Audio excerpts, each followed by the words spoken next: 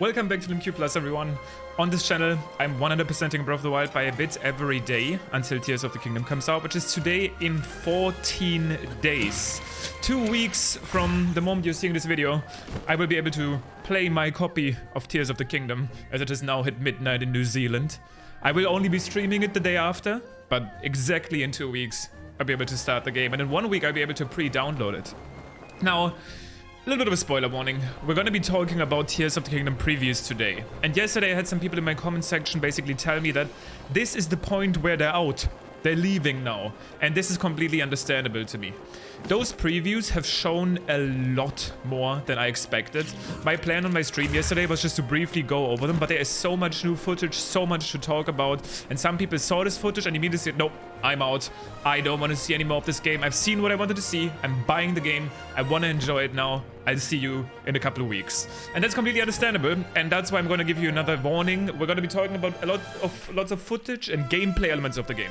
This will not really be speculation. This will more be discussing gameplay mechanics that we've now seen and kind of like continuing on what we've seen. There won't be any story stuff, as they haven't really officially shown some story stuff. Be careful out there. IGN of Japan has actually leaked some pretty story-relevant stuff from their gameplay session they had with Nintendo. So be careful out there if you're trying to avoid spoilers at all costs, and I just wanted to warn you about it. But that being said, I am going to be discussing gameplay elements today from the previews of Tears of the Kingdom. And let's start with something that I was concerned about the entire time, and I'm actually still concerned about it, which is going to be switching abilities. Now, it's confirmed that you switch abilities by holding the L button, which was always a possibility to me, but I always thought it would be clunky. And the reason I thought it would be clunky, I'll show you this in Breath of the Wild real quick so it makes sense. In this context of Breath of the Wild, right? Let's say I have a bomb on the ground and I want to switch from bombs to stasis, okay? By holding down the L button. Let's do that. That's exactly the issue.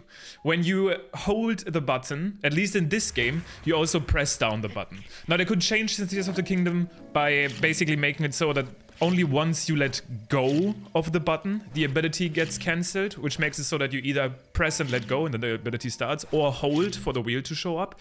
But it doesn't seem to be that way.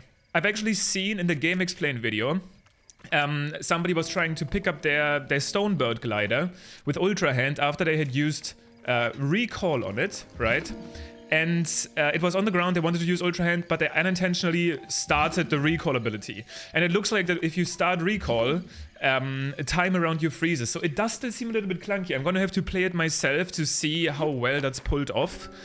I'm trusting in Nintendo's ability to make good games, but I am a little bit concerned.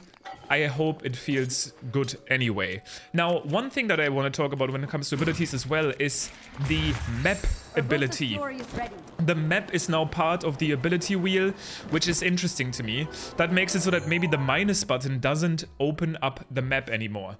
Additionally, we could actually see these buttons that I'm switching through at the top here. We could see the album is back, and there was a question mark on the right. I don't know if that means the Hyrule Compendium is back, or a new thing is back that we haven't seen yet. And there's also character profiles to the left side of the abilities, which is interesting as well. Now, it looks like you open the map with the rune button. The map that we have seen, I don't know if that is that map or if there's a second way to open the map by pressing minus, which is more like a menu. But I have the feeling, and I think there's a possibility, that you can actually potentially customize. This is just speculation, complete speculation, and kind of wishful thinking. But I think there's a chance that you can customize the wheel, the ability wheel.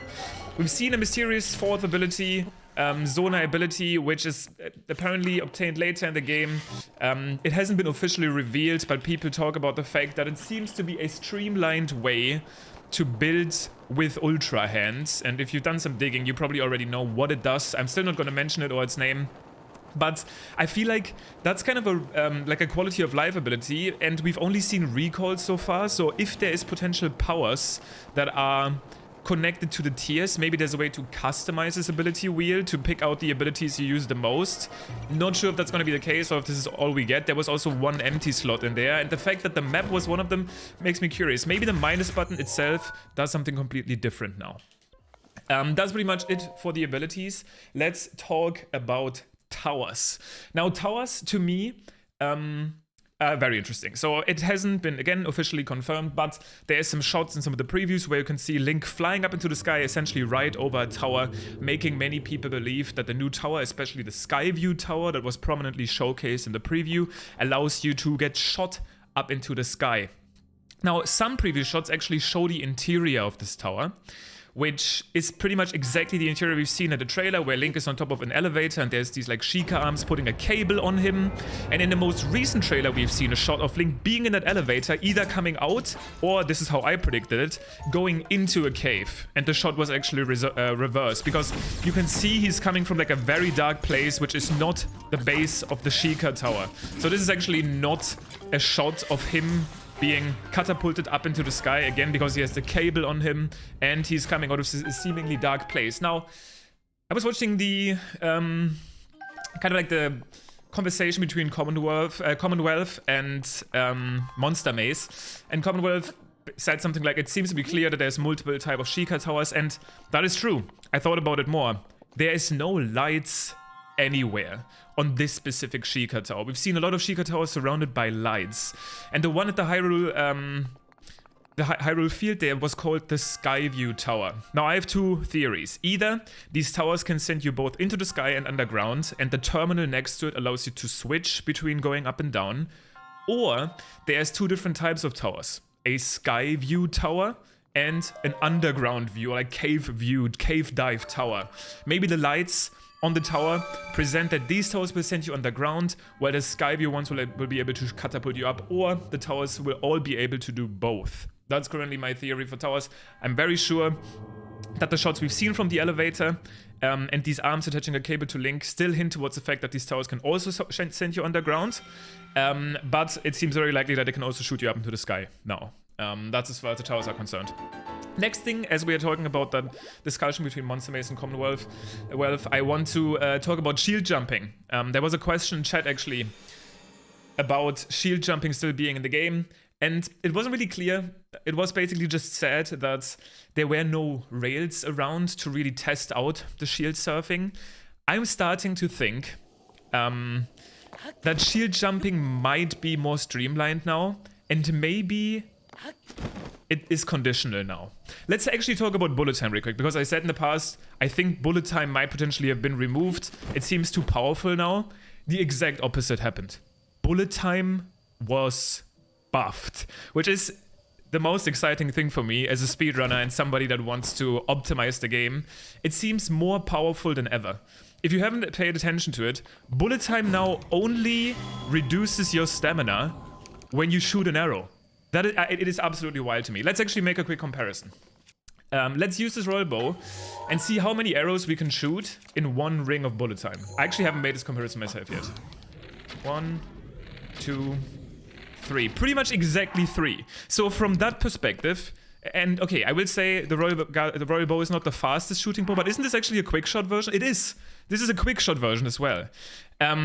So I was only able to fire 3 arrows in 3 bullet time. Now, when you go into bullet time, it depletes 1/3 of your stamina every time you shoot an arrow. But if you don't shoot an arrow, you can stay in there infinitely. That makes the glitch potential incredibly crazy. It's the most exciting thing from this entire preview to me. They buffed the most broken ability in the game. I was freaking out when I saw that. Now, one thing that interests me that could potentially balance it a little bit and not make it completely broken, because headshot damage is still in the game, double headshot damage is still in the game. Like, we're gonna be abusing a ton of bullet time, especially against like flying enemies like Gleox. I will say, Aonuma has mentioned in the past that it seems like they wanted to make the game a little bit easier because some people seem to have issues with aiming, but for people that play the game a lot or well, this is an incredible buff. Now, one thing that I want to talk about, I really want to see this. I don't know if multi-shot bows are still in the game, right? If they are, and a single shot from a 5-shot bow like this one depletes 5 times the stamina, then maybe it's balanced. But if not, that is the biggest buff to bullet time. I guess it makes sense from a combat ability, from a combat perspective, like mid-air fighting. If enemies are flying around you, we've seen some of the bullet time shots in the sky. Maybe they want you to take your time to really take your shots, right? That's probably why they chose to do so, but it ended up being a ginormous buff, and I'm shocked about it. But it's gonna be incredibly useful. Also, Zeltic mentioned this video that whistle sprinting was patched, which makes me assume that glitches around bullet time were patched. We already know that bombs are essentially flowers now, so wind bombing like this, probably not going to be a thing anymore. But that was as predicted. Now, shield jumping being potentially streamlined or conditional. Why is this? We can fuse things to our shield now, right? People had wished for the fact that you can, for example, fuse a material to your shield, like a choo-choo jelly, and then shield jump, and it would like change the way your shield serve works. I have the fear, and it's not confirmed yet, that you can only shield jump when there's specific rails next to it. If you think about it, these rails that you can potentially shield serve down, they're not going to be easy to shield jump on, especially for the average casual player. You have to think about the fact that this shield jump mechanic is something that a lot of casual players actually never did. So demanding of players to shield jump like this onto a rail now seems weird to me. I'm actually thinking that instead when these rails show up, you can go next to them, press A prompt will show up, and Link is gonna shield serve onto them. That's how I'm imagining it to work now. Again, I'm talking to people like you right now that are probably obsessed with this game and know exactly how to shield serve, but if you think about the broad casual player base, I think that's an option.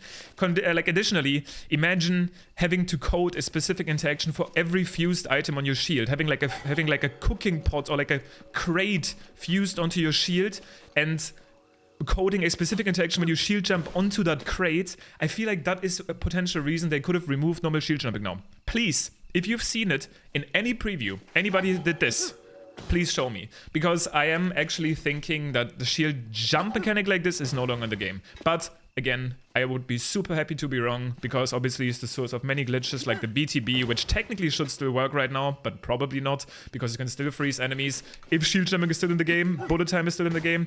They could have also fixed the weird speed calculation that happens, essentially. That's the real reason bullet time is broken, right? You can shield jump, go into bullet time, and it shoots you much faster than it normally should. Right, let's talk about the next point. Which is going to be light and dark themes, gloom and sun items, and the entire campfire thing. I talked about this on Twitter. So, I have previously in theory videos talked a lot about the fact that Tears of the Kingdom seems to have a very heavy sun and moon theme. Light and dark, the goddess Hylia, darkness, kind of like spiritual themes of light and dark seem to be super prevalent in the game. And some of the item descriptions from the preview really hint that way. First of all, we have the Sundelion. The Sundelion seems to be an item that removes health depleted by Gloom. In the website, Nintendo has spoken about Gloom kind of as this gloom that has attacked Hyrule. I thought about this more, and I think the new Malice name could either just be named Gloom, because if you look into the original previews, the Malice now looks, yes, still red, but a lot more dark and shadowy. That's option one. Option two is when Malice attacks enemies and kind of lingers on them, like those Lizalfos that we've seen in one of the cave shots. Maybe that's what we call the Gloom effect. And this could tie heavily into the spiritual themes that Tears of the Kingdom seems to be about, where, you know, a gloomy mood literally affected, like your mood is affected by gloom. It could really tie into that like darkness theme, given how much we have these themes in the game seemingly. And it seems like these sun items are effective against them. So sun and light versus gloom seems to be our new almost like ancient technology versus guardians type thing. It seems like there may be gloom or malice enemies where light is especially strong against, and they seem to be afflicting a gloom debuff onto Link. So the reason I'm thinking about the way I'm thinking about the gloom debuff, right, is like imagine these black hearts right now for me would instead be purple and like broken. This is what I'm assuming the gloom debuff would be. This means I still technically have the same amount of hearts, but I cannot heal them up until I get rid of the gloom debuff from cooking something like my Sundelions. We also saw a quick item description of something called a Dazzle Fruit, which is gonna emit a blinding light on enemies when you shoot it. I almost think of that as a potential like ancient arrow against these gloom enemies, which also made me think that the diamond arrow could actually be a huge AoE, kind of like the other gem arrows, the sapphire ruby arrows, which look incredibly powerful, by the way. The diamond arrow could emit this huge, like, light shockwave. And I'm gonna make this prediction that I think the light arrow, the diamond arrow, might essentially be an area of effect ancient arrow against these gloom enemies, those darkness afflicted enemies. I don't know if there's also gonna be gloom bosses, like a gloom Gleok or gloom Lionels. But I think these diamond arrows will essentially emit a huge light wave that will, because obviously it's incredibly expensive to make, potentially just kill these sort of enemies immediately, like an ancient arrow. Obviously, that's just a theory, but the theme of light and dark, gloom and light, gloom and sun, moon and sun are apparently super strong. And I want to talk about this a little bit more because I noticed, and I tweeted about this, that in one shot of the preview you can actually see Link lighting a bit of wood on fire, but the wood does not turn into a campfire. Additionally, there's a portable cooking pot at the moment, and if you go to this cooking pot you cannot rest. It seems like we no longer can unconditionally rest at campfires and cooking pots. This immediately made me think about the video I made a little bit ago, that nighttime seems to be much more scary now in Tears of the Kingdom. And I believe that they may have changed it so that because the gloom is affecting the world and it's scary out there, you can't just sleep out in the open. You might only be able to rest or skip the night at specific places like houses, inns, which the Hudson Construction Company could now maybe make for us around the world, where we are actually safe, or in these encampments that we've seen, but no longer out in the open. And this just screams to me that the nighttime, like I obviously already predicted, will be so much more scary. And maybe the redeads will only show up at night, more enemies, maybe the gloom is going to be shooting everywhere, maybe blood moons are going to be more common. There is something going on about nighttime in this game. There is some reason that we can't just skip through it anymore like we used to be able to. And I can't wait to find out what that exactly is.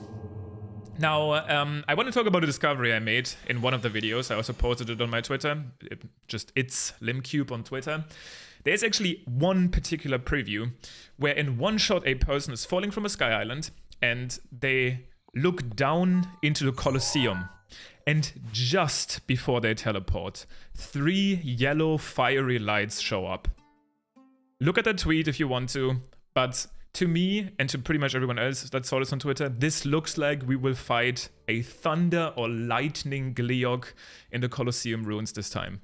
Really fortunate that I just loaded in the last second there, so it looks like we're going to have a flame Gleeok on the Lake Hylia Bridge and a thunder Gleeok in the Colosseum ruins. No idea where we'll find our first ice Gleeok, but they seem to be a thing as well. And that's just kind of what I wanted to talk about. And speaking of bosses, one more thing that I want to talk about, there's 2 more things in general, is the golem boss. Zeltic talked about the golem boss, this little iron golem block boss, which previously was already pretty cool to me, but after I've heard Zeltic talk about how this boss actually plays, I am now completely excited about it. I think it's actually funny, because I'm one of the few people that actually enjoys both Genshin Impact and Breath of the Wild, and from the description, it seems like maybe Breath of the Wild pulled off a little bit of an Uno reverse card this time. It was like, you know what, Genshin?